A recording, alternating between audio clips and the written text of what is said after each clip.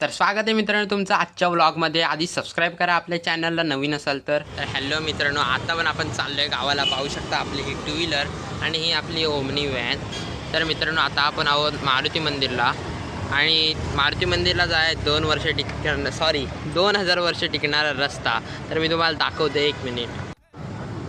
तर मित्रांनो हाच तो रस्ता जो 2000 वर्ष टिकणार आहे। मला तर नाही वाटत हा रस्ता टिकेल 2000 वर्ष। तुम्हाला काय वाटतं ते कमेंटमध्ये सांगा मित्रांनो। तर मित्रांनो तुम्ही बोलत असाल आपण इथे का थांबलोय, तर हे आहे मारुती मंदिर। इथे तर रात्रभर उघडा असतात सर्व शॉप। तर आपल्याला घ्यायचे होते गावाला जाताना केक, म्हणून आपण इथे थांबलेलो आहे।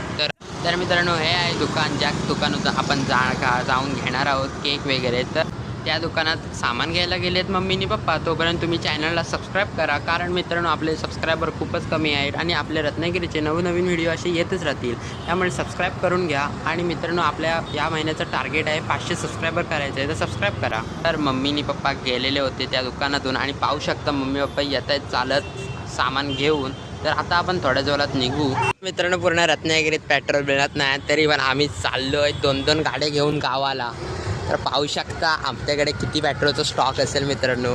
हे आहेत पप्पा जे आता ओमनी ड्राईव्ह करणार आहे आणि त्यांनी आताच जाऊन खाऊ वगैरे आणलेला आहे आणि आपले मिट्टू पण बसले आहेत, पाहू शकतो यार।